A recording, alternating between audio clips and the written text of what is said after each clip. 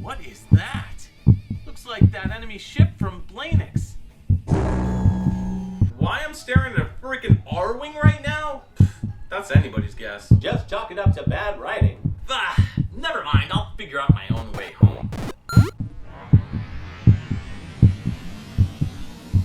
Well, it looks like we're about to crash land on Earth. Is this where I give my acceptance speech? No, that doesn't seem right.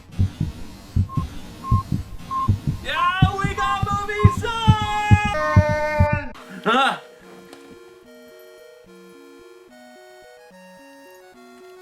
What was that?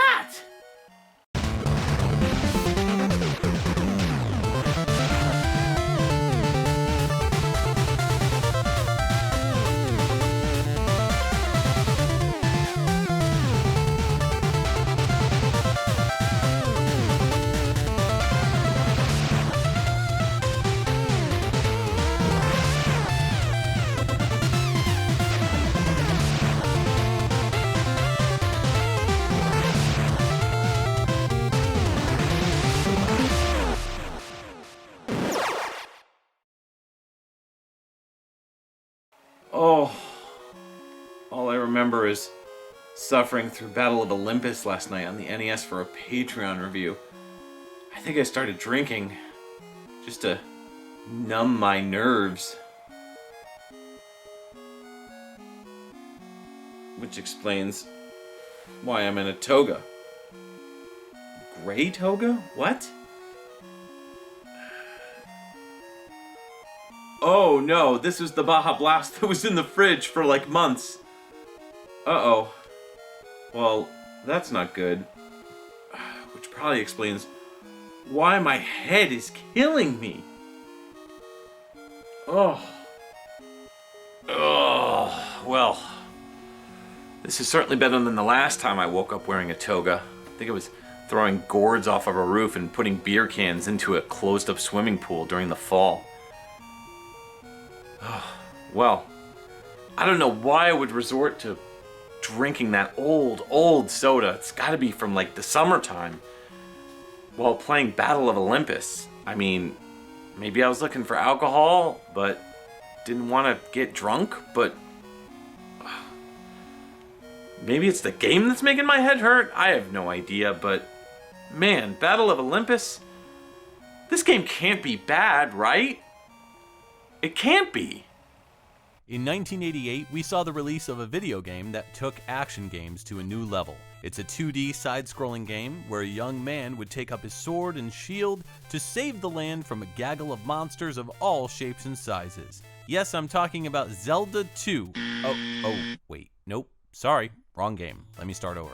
Taking on the role of a man who will talk to others to help him on his journey, your character will face all sorts of woodland creatures without fear in his heart, for he is John Rambo. No? Okay. You get the joke. It's Battle of Olympus. Battle of Olympus may not be the most unique idea of a game on the Nintendo Entertainment System, but it's certainly featuring one of the more unique development stories. It was created as a first-time effort from developer Infinity, a team which only had 3 members on it. 2 of these members, interestingly enough, fell in love and eventually got married. Aww. With Yukio Horimoto providing programming and design details, and his soon-to-be wife Rieko Oshida focusing on the story of the game and its visuals, Battle of Olympus was born. And sure, it's easy to write this one off as a Zelda 2 or a Rambo clone or whatever, but regardless of the fact that all 3 games came out in 1988 in North America, all 3 serve up a unique adventure that stand apart from one another. But Battle of Olympus stands out amongst the other games mentioned, for all the wrong reasons. But before we get ahead of ourselves, let's start at the beginning.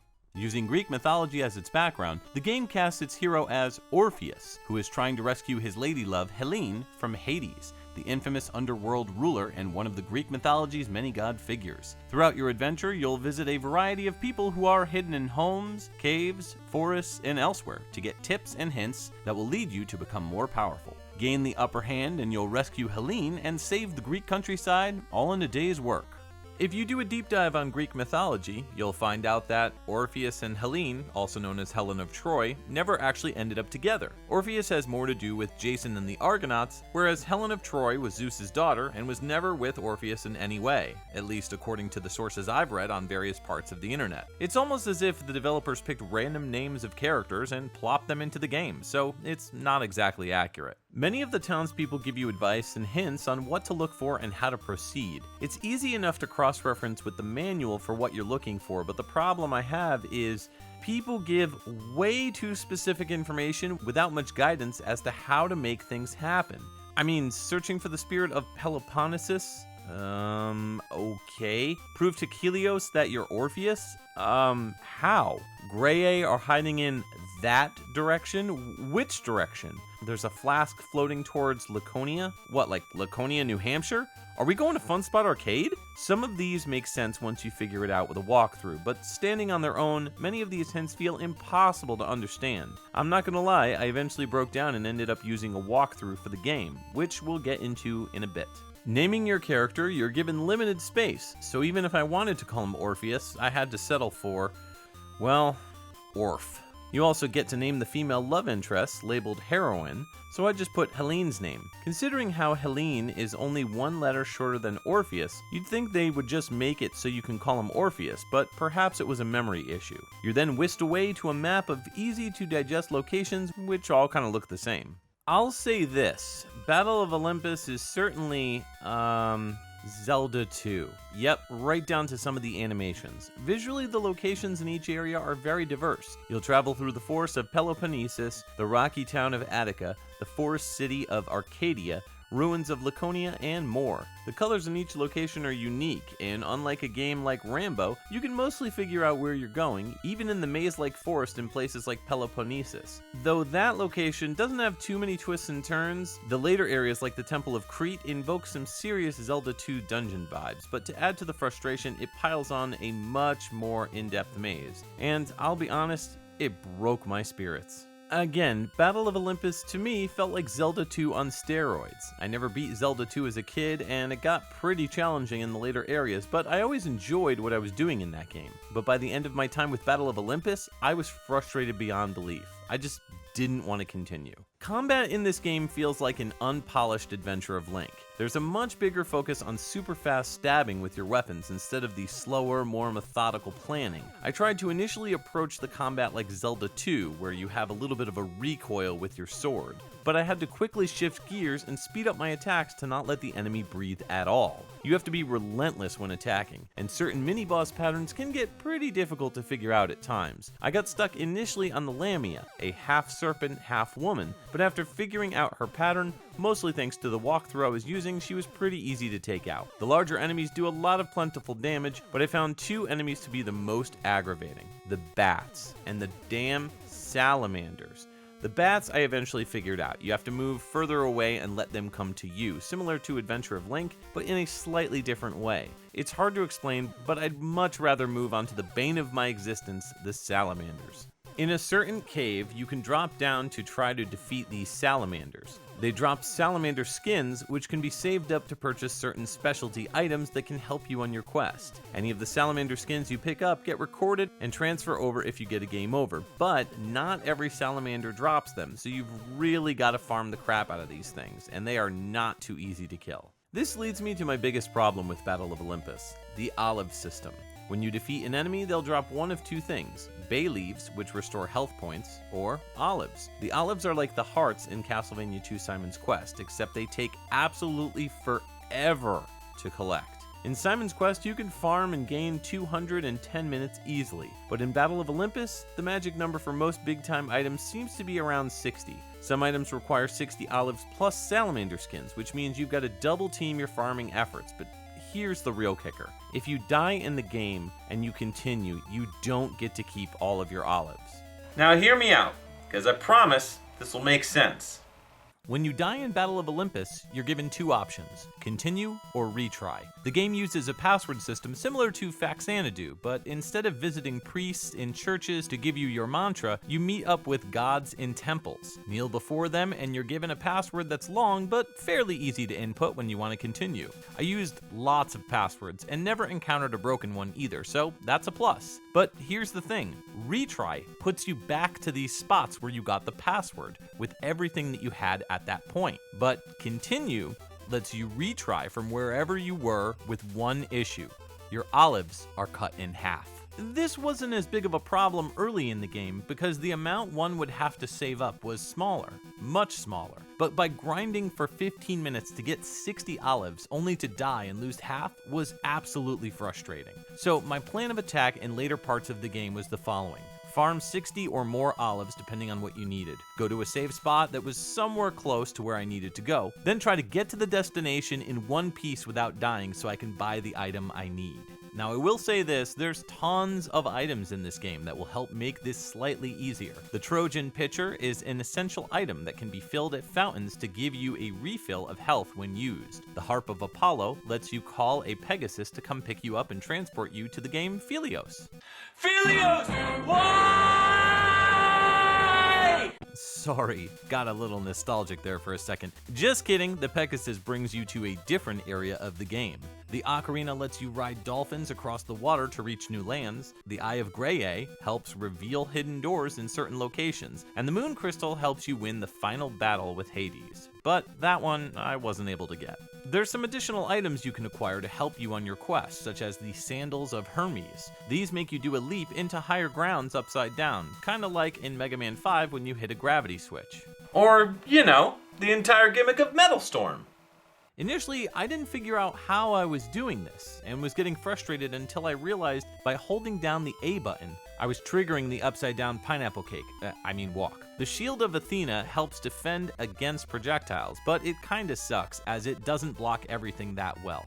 The Salamander Shield is supposedly better, but I wasn't able to save up enough Salamander skins to get it. Finding Ambrosia improves your max health, the Golden Apple cuts damage done by enemies in half, and Fragments of Love can be found that are like little messages from Helene. Here, let's read some, shall we? Whoops, wrong game. Let's try this again. I'm being held in the temple. Save me, quickly! Philios! Why? Sorry, I couldn't resist. Anyways, here's the real Helene bits. It's nothing too informative or helpful, but still kinda cool that they added this element into the game.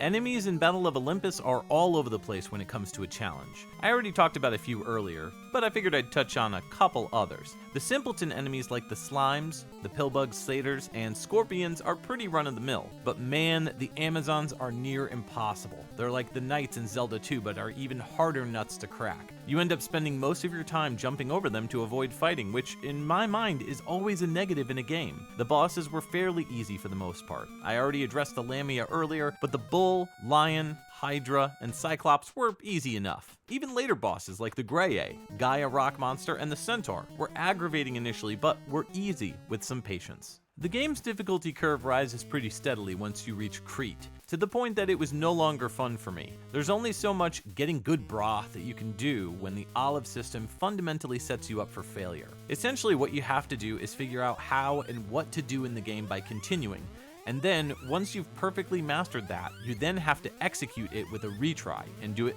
flawlessly so you don't lose half your olives each time you die. That kind of perfection just isn't worth it for me. I know I'm sounding down on this game, and a little earlier I was maybe a bit too hard on the hints that were given throughout this adventure, but it got to the point where I didn't even care if I finished the game or not, which is always a bad sign.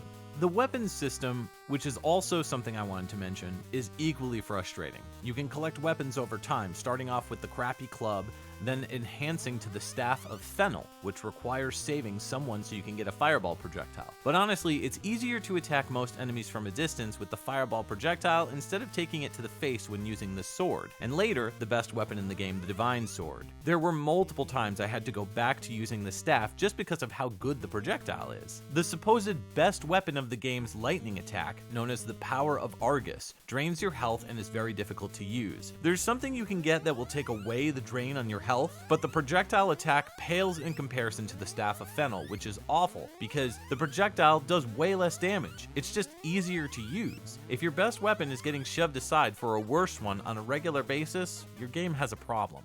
Moving on from my bigger gripes with this one, I actually really enjoyed the music in this game. It's all extremely memorable and different in each area, with the occasional earworm here and there. It's no Mega Man or Castlevania tunes, but it's catchy and bouncy and really fits the mood of a Greek mythology epic. Here's a few songs I dug quite a bit.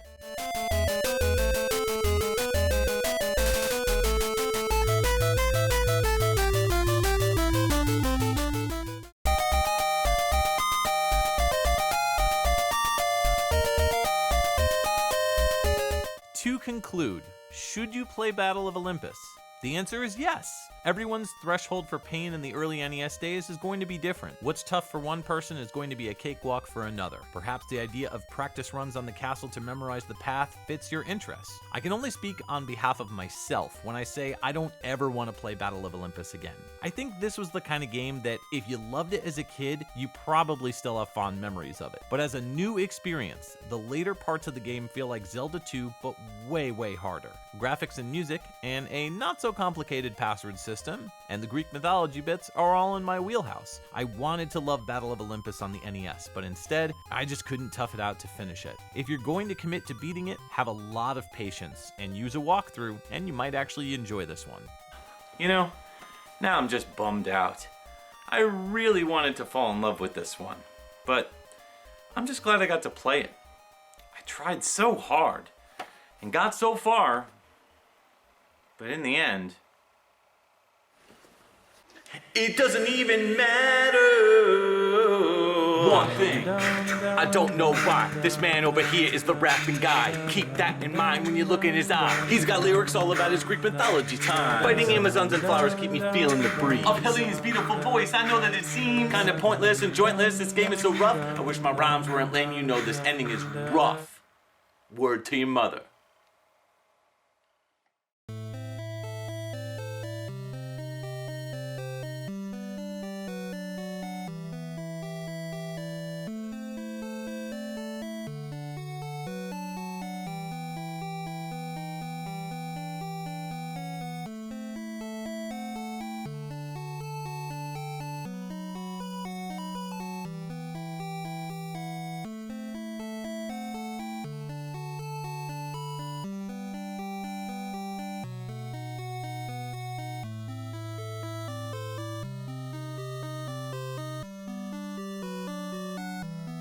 Thanks to all Patreon supporters, but especially the Morningstar Whip tier and up. They are Sam Schafer, Scott Mcelhone, Venthros, GreatWhiteNorthPresents, the Autistic Gamer 89, Nintenjoe, Brice, Derek Demiter, and Trevin Adams. Your continued support helps fund reviews like this one, which would simply not be possible without the donations from Patreon members. I appreciate each and every one of you for continuing to help me make the content that you want to see. Classic, goofy YouTube video game reviews. If anyone is interested, just $1 down gets you access to exclusive streams on Discord, Director's Cut commentary for episodes, regular updates on upcoming reviews, and more. Check it out at patreon.com/dongled. I hate to sound like a typical YouTuber, but if Patreon is not your thing, but you still want to help get the word out, share this video on social media. Exposure really helps, so if you like these videos and think your friends will too, sharing it with them means a lot. Want more Dude You Haven't Played This Game? Check out the videos enclosed below. You can click on the left-hand side or the right-hand side for a totally different but totally awesome review. Thanks for watching, and I'll see you next time on Dude You Haven't Played This Game.